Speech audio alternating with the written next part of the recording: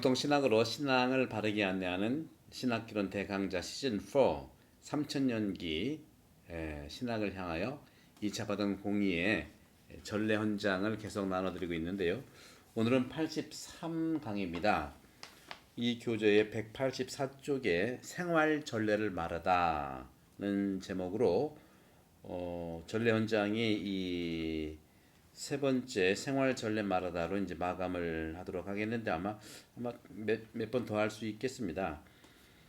오늘은 그래서 생활 전례를 말하다에서 주님 현존과 지상에서 천상 전례의 만남, 이것은 그 전례 생활 전례라고 말씀을 드리면서 전례 생활이라는 관점도 됩니다만은 생활을 전례의 차원에서도 하자는 건데, 생활 전례가 됐든 전례 생활이 됐든 그 중심에는 예수 그리스도의 현존이 있다는 걸 말씀드리고 싶은 거예요. 그리고 이 전례는 이 지상에서 기도하고 전례를 거행하지만 바로 천상 전례를 만나는 거라는 것이죠. 지상에서 천상 전례를 만난다는 그 사실이 미사 전례에서 중요한 부분이고요. 또 한 가지는 개인 기도도 필요하고 공동체의 기도도 필요하면서 당연히 신심 생활과 신심이죠. 신심과 전례와의 관계가 어떠냐 하는 거죠. 당연히 신심의 위에가 있는 것이 전례예요. 이것은 서열을 얘기하는 것이 아니라 중요도, 핵심에 관계되는 말씀을 하는 것입니다. 신심 생활이 전례 안에서 풍요로워져야 되는 것이기 때문에 신심 생활은 전례 안에서 풍요로운 그런 가치들을 만나고 기도하는데 전례의 규범과 원칙을 따라야 된다는 말씀 드리는 겁니다. 자, 그러면 생활 전례를 말하다. 첫 번째, 주님 현존과 지상에서 천상 전례 만남이라는 말씀을 좀 드려보면, 전례라고 하는 것은요, 당연히 우리 믿는 이들 신자들이 그리스도의 신비와 참 교회의 진정한 본질을 생활로, 그렇죠? 생활로 표현하는 것을 말합니다. 따라서 진정한 본질을, 참회의 본질을 생활로 표현함으로써 다른 사람들에게 드러내 보이는 놀라운 방법입니다. 그리고 또 한 가지 중요한 것은 그리스도를 선포하는 힘을 북돋아주고, 또 그렇게 해서 교회를 밖에 있는 사람들과 또 모든 민족들을 향하여 세워진 깃발로 보여준다는 겁니다. 이것이 이제 전례 헌장 2항이 나와 있는 건데요. 2항을 한번 제가 읽어보도록 할게요. 이것이 이제 옛날 번역이기 때문에 좀 참고를 좀 해주시면 감사하겠고, 지난번에 말씀드린 대로인데요. 2항, 전례 헌장 2항에 보게 되면 전례, 리투르지아는 특히 감사 제사인데, 이 감사 제사가 미사 성제를 얘기합니다. 에우카리스티아. 이 미사 성제에서 우리 속죄의 구원 사업이 수행된다. 그러므로 전례는 신자들이 생활을 통하여 그리스도의 신비와 참 교회의 본질을 다른 이에게 드러내 보이고 명시함에 있어서 가장 큰 도움이 된다는 것이죠. 성교회는 본래 인간적인 동시에 신적인 겁니다. 따라서 볼 수 있는 면을 갖추고 있으면서도 또한 볼 수 없는 면을 지니고 있다. 가시적인 것과 비가시적, 인간적이면서 동시에 신적인 것이기 때문에 그렇습니다. 물질적인 거면서 동시에 영적인 것이라는 말씀이기도 하고요. 따라서 활동 안에서 열렬히 열성을 다해서도 하지만 또한 관상, 정말 그 관상의 전심으로 또 현세에 있으면서도 또 순례 도중에 있는, 그리고 인간적인 것은 신적인 것을 지향하며 또 거기에 종속적이고 볼 수 있는 것은 볼 수 없는 것을, 활동은 관상을, 현세의 것은 우리가 찾는 내세의 도시를 지향하면서 거기에 종속되어 있다는 것입니다.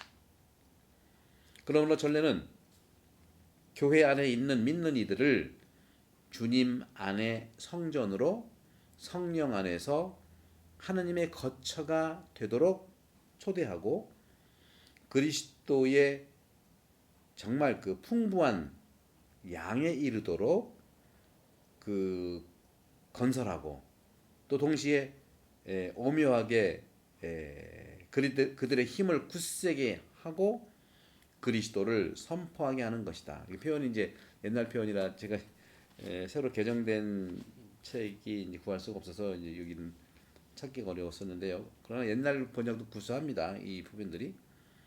따라서 전례는 아까 말씀드렸는데 교회 밖에 있는 이들에게는 성교회를 이교 백성들을 위해서 세워진 깃발로 드러내 보이고 흩어진 하느님의 자녀들로 하여금 이 깃발 아래 함께 모여서 한 양, 우리 및 한 목자가 되도록 한다. 한 양우리 그리고 한 목자가 되도록 하는 것이죠. 이것이 이제 2항이 나타나고요. 그 다음에 7항과 관련되는 부분인데 그러므로 전례 안에서 무엇보다 중요한 것이 있습니다. 바로 그것이 뭐냐? 주님 현존이라는 거죠. 전례 안에서 무엇보다 중요한 것은 그리스도의 현존. 성사라고 하는 것이 그렇지 않습니까? 성사라는 것이 바로 하느님 축복, 하느님 은총의 그러니까 은총은 비가시적이잖아요. 보이지 않잖아요. 보이지 않는 하느님의 은총에 보이도록 하는 표지가 성사인데 성사인데 이걸 이제 좀 어려운 말로 이제 한자 표현을 하면 성사는 뭐냐? 비가시적 은총의 가시적 표지. 말이 좀 어렵죠. 풀어서 보면 보이지 않는 하느님의 은총이 보이는 하느님의 표지로서 성사를 말하고 있는 것입니다. 자, 그래서 그리스도께서는 당신 친히 그때에 십자가에서 바치셨던 희생 제사를 지금 사제들의 집전으로 봉헌하고 계시는 거예요. 따라서 당신 능력을 통해서 예수 그리스도죠. 예수 그리스도 당신 능력을 통해서 성사들 안에 현존하신다는 거죠. 비가시적 은총의 가시적 표지 성사 안에 바로 당신 능력을 통해서 성사 안에 예수 그리스도께서 현존하신다 하는 것이 가장 중요한 전례에서 가치입니다. 그렇기 때문에 누가 세례를 줄 때에 이제 언제부터 6월 19일 날 유아 세례가 있고요. 또 8월 21일 날 그동안 계속 2월 중순부터 준비해 온 또 천령성체 어르신분들의 세례식이 있는데 바로 이런 모든 분들도 역시 누가 세례를 줄 때 제가 이제 세례를 줄 때 말하는 거죠. 내가 세례를 줄 때에 그리스도께서 친히 세례를 주시는 거예요. 제가 세례를 드리지만 저를 통해서 그리스도가 주신다는 걸 얘기하는 겁니다. 따라서 당신 말씀 안에도 당신 그리스도가 현존하시고 그렇게 해서 교회 안에서 성경을 읽을 때에 예수 그리스도 당신 친히 말씀하신다는 것이 이 7항에 나타난 말씀이 되겠습니다. 7항에 보시면 이것은 이제 1장 안에서도 역시 마찬가지인데 이것이 이제 그렇게 쭉 되어 있으니까 또 다시 반복해서 읽지는 않겠습니다. 네. 다음에 계속해서 이제는 이제 두 번째가 되겠죠. 생활 전례를 말하다에서 지상에서 천상 전례와의 만남. 우리 전례라고 하는 것은 천상 예루살렘에서 거행하는 하느님의 축복의 기도인데 바로 지금 이곳에서 전례를 거행하기 때문에 바로 이 지상에서 천상 전례가 만난다 그런 의미죠. 이렇게 우리는 이 지상의 전례에 참여는 하지만 참여하며 나그네 들인 우리가 걸어 나가야 하는 거룩한 도성 예루살렘에서 거행되는 천상 전례를 미리 맛본다는 것이죠. 따라서 전례는 교회 활동이 지향하는 정점이며 동시에 거기에서 교회의 모든 힘이 흘러나오는 원천입니다.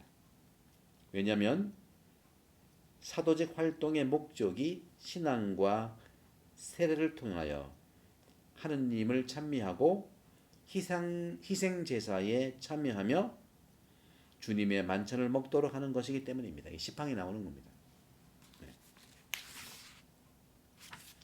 자, 두 번째 이제는 개인과 공동체 기도, 또 신심과 전례의 관계를 말씀드려 볼게요. 신자들은 올바른 정신 자세로 거룩한 전례에 참석합니다.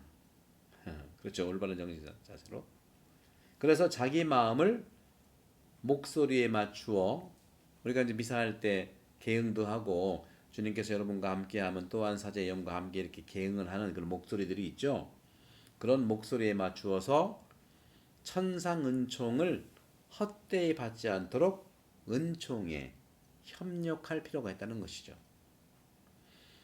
그러므로 거룩한 목자들은 전례 행위 안에서 유효하고 정당한 거행을 위해 법규를 준수할 뿐만 아니라 신자들이 잘 알고 능동적으로 또 효과적으로 전례에 참여하도록 돌보아야 한다는 것이 11항의 강조점입니다. 11항. 네. 여기 나와 있습니다. 자, 그렇지만 영성생활이라는 것이 뭔가요? 영성생활이라고 하는 것은 오직 거룩한 전례에만 참여하는 것은 아니에요.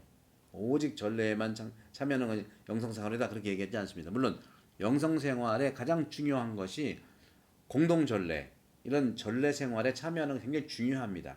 그러나 꼭 공동전례에만 영성생활을 하는데 중요하다, 핵심이 다른 건 안 된다 이런 것이 아니라 중심이 전례 공동생활이지만 실제로 그리스도인들은요 공동으로 기도하도록 부름을 받았지만 그럼에도 불구하고 또한 자기 골방에 들어가서 보이지 않는 하느님께 기도를 한다는 것이죠. 마음의 골방이에요. 마음의 골방. 더욱이 사도들의 가르침에 따라서 끊임없이 기도해야 한다는 거죠. 바울 사도 말씀하셨죠. 테살로니가 전서죠. 끊임없이 기도하라는 것. 끊임없이 기도하라. 따라서 이것은 어떤 걸 의미한 12항에 강조하고 있는 건데 예수님의 죽음이 있으시잖아요. 파스카. 예수님의 죽음. 예수님 십자가에 돌아가셨잖아요. 그죠? 성체 성사를 제정하시고 십자가에 돌아가셨는데 이런 예수님의 죽음을 언제나 우리 믿는 이들의 몸에 지니고 다닌다는 것. 이것이 중요하다는 거죠. 따라서 우리 몸에 지니고 다님으로써 우리의 죽을 몸 안에서도 예수님의 삶이 살아 움직이고 드러나도록 해야 한다는 바로 우리 사도들의 모습에서 배울 수 있다는 것이죠. 사도들은 정말로 예수님의 죽음을 몸에 품고 다녔습니다. 부활도 품고 다녔어요.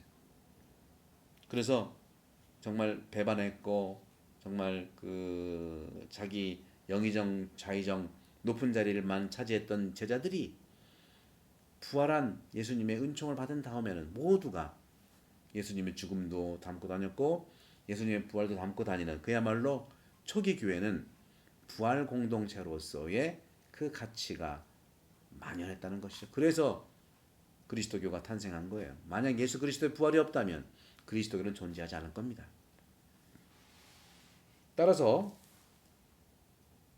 여기서 말씀드리는 중요한 것들은 뭐냐면 그러므로 우리는 미사라고 하는 희생제사에서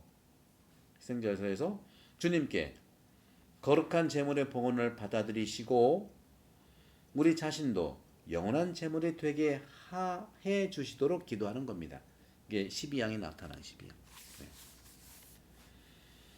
그리스도교 백성의 신심행위는 이제 신심행위가 나오면 이제 신심행위 지금은 개인과 공동체 기도에 대한 말씀을 드렸고요. 그리스도교 백성의 신심행위는 교회 법률과 규범에 부합하는 그런 한 해에 있어서 적극 장려되는 거예요. 왜 이런 말이 있었을까요? 당연히 어떤 이단도 있었고요. 부작용도 심했어요. 굳이 제가 말씀드리지 않겠습니다. 한국에서는 어느 대교구에서 자꾸 발현 이야기가 나오고 그러죠. 그릇된 신심에 대한 것들이 교회 역사 2000년 동안 무수하게 나왔거든요. 그런 점에서도 신심 행위는 신심이에요. 전례가 아닙니다. 따라서 이 그리스도교 백성의 신심 행위는 교회 법률과 규범에 부합되는 한에 있어서 장려되는 것이고, 특히 사도자의 명령에 따라 이루어질 때에만 더욱더 신심 행위가 보장되고 장려되는 겁니다. 두 가지 조건이 맞으면, 안 맞으면 그건 단절해야 되는 거예요. 사도자의 명령과 교회 법과 규범에 항상 기준이 되는가를 살펴보고 신심 행위를 해야 되는 겁니다. 그래서 전례 행위가 가장 중요한 기준이 되는 것이죠. 하지만 거룩한 전례는요, 그 본질상 이러한 신심 행위를 훨씬 앞서가는 것이기 때문에, 훨씬 앞서가는 것이기 때문에 전례 시기를 고려해서 그런 행위들은 신심 행위를 말합니다.